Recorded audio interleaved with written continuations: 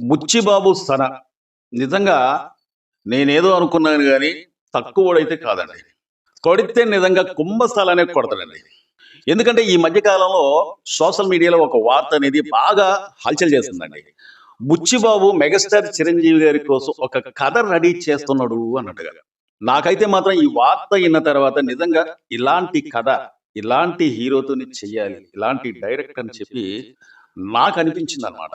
బుచ్చిబాబు ఇందాక మామూలోడు కాదని చెప్పింది దాన్ని ఎందుకన్నానంటే, మొట్టమొదటి సినిమా 'ఉప్పెన'. 'ఉప్పెన' సినిమాతోనే ఒకే ఒక్క సినిమాతో కొత్త డైరెక్టరు, కొత్త హీరో, కొత్త రకం కథ తీసుకొని ఒకే సినిమా చేసి 100 కోట్ల రూపాయల కలెక్షన్ చేసిందంటే మామూలు విషయం కాదండి. మొట్టమొదటి సినిమాతోనే బ్లాక్ బస్టర్ హిట్ కొట్టి 100 కోట్ల రూపాయల కలెక్షన్ సినిమా అన్నట్టు చూపించిందంటే మరి ఆ దర్శకుడు పైన నిజంగా ఆ దర్శకుడితోనే సినిమా చేయాలని చెప్పి ఎవరికి ఉండదండి. భలే కథ తీసుకొని ఆ కథను మలిసే విధానం కూడా చాలా బాగా అనిపించింది అనమాట. మరి రెండో సినిమాకి కాస్తంత గ్యాప్ తీసుకొని ఏకంగా మెగాస్టార్ చిరంజీవి గారి దగ్గరికి వెళ్ళి రామ్ చరణ్ తోని ఈ కథ తీయాలని చెప్పి సినిమా తీయాలని చెప్పి నేను అనుకుంటున్నాను సార్ అని చెప్పి చిరంజీవి గారికి మొట్టమొదటిగా కథ వినిపించి ఈ సినిమాకి రామ్ చరణ్ గారు అయితేనే కరెక్ట్ సరిపోతారు సార్, రామ్ చరణ్ తోని ఈ సినిమా తీస్తే బ్లాక్ బస్టర్ హిట్ అయింది సార్, ఇలాంటి కథతోని రామ్ చరణ్ గారిని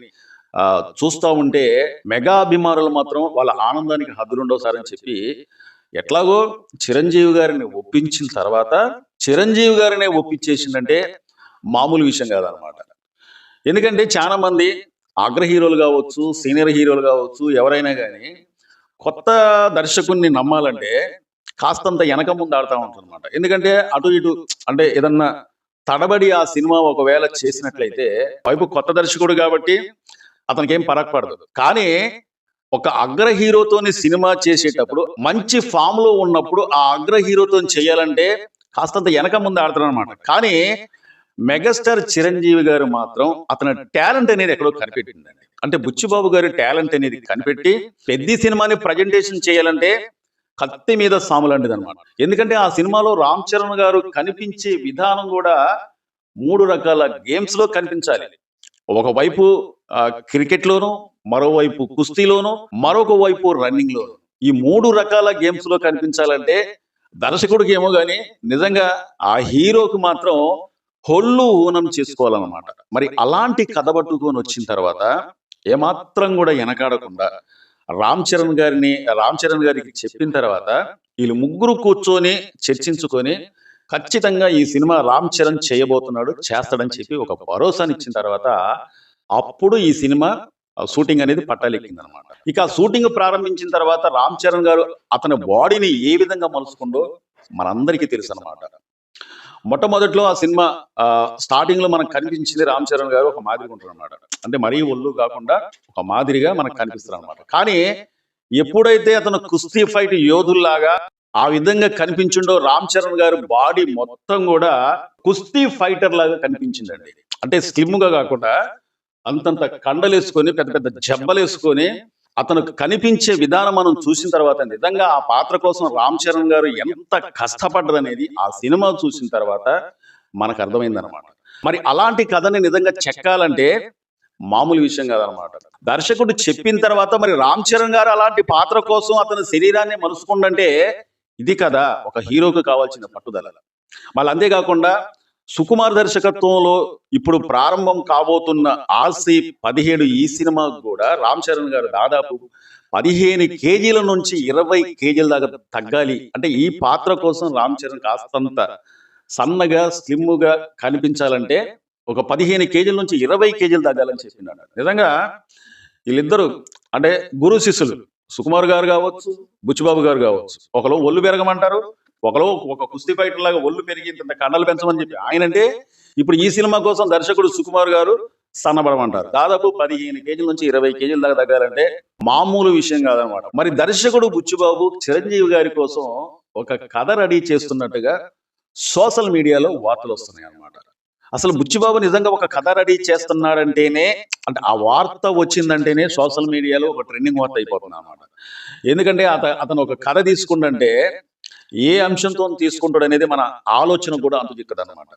మొట్టమొదటిగా అతను చేసిన ఉప్పెన సినిమా ఆ కథ వేరు, ఆ జోనర్ వేరు. రెండో సినిమా పెద్ది, ఈ కథ వేరు. ఆ కథకి నిజంగా ఈ కథకి ఎట్లాంటి సంబంధం లేదనమాట.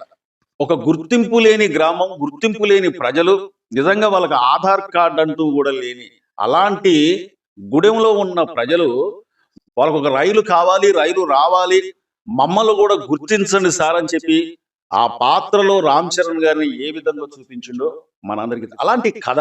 అంటే అంటే ఒక సినిమాకి మరో సినిమాకి సంబంధం లేకుండా ఇతను కథలు రాసుకుంటా ఉంటాడు అనమాట.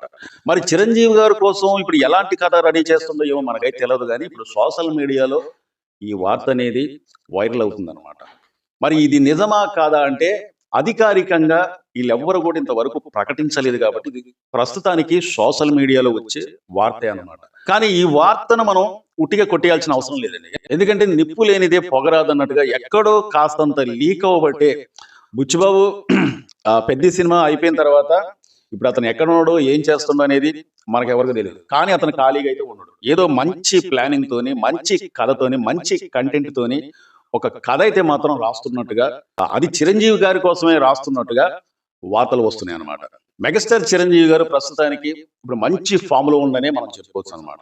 ఎందుకంటే మనశంకర వరప్రసాద్ సంక్రాంతి పండుగ సందర్భంగా జనవరి 12వ తారీఖున రిలీజ్ అయిన మనశంకర వరప్రసాద్ సినిమా ఎంత బ్లాక్ బస్టర్ హిట్ అయిందో మనందరికీ తెలుసు అనమాట. దాదాపు 375 కోట్ల రూపాయల కలెక్షన్ చేసి మెగాస్టార్ చిరంజీవి గారి సినీ చరిత్ర మొత్తం మనం చూసుకున్నట్లయితే 375 కోట్ల రూపాయల కలెక్షన్ చేసిన మొట్టమొదటి సినిమా మనశంకర వరప్రసాద్ అన్నమాట.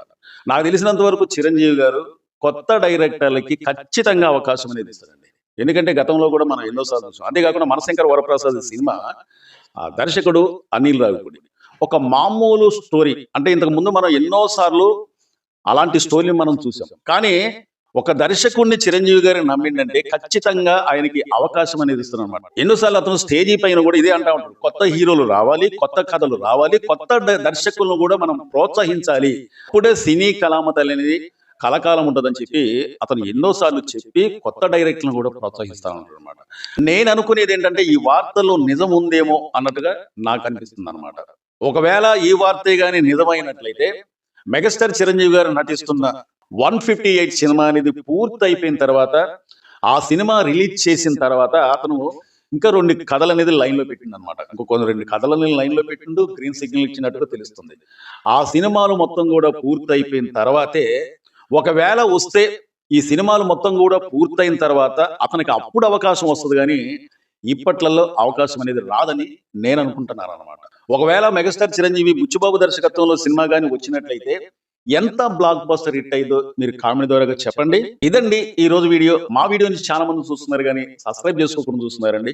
మీరు సబ్స్క్రైబ్ చేసుకోవడం వల్ల ఒక్క రూపాయి కూడా ఖర్చు అయ్యేదేం లేదు. మీరు సబ్స్క్రైబ్ చేసుకుంటే మా లాంటి వాళ్ళని ఎంకరేజ్ చేసినట్లెక్క. మా వీడియో నచ్చితే సబ్స్క్రైబ్ చేసుకోండి. మరో వీడియో కోసం ఎదురు చూడండి. Thank you.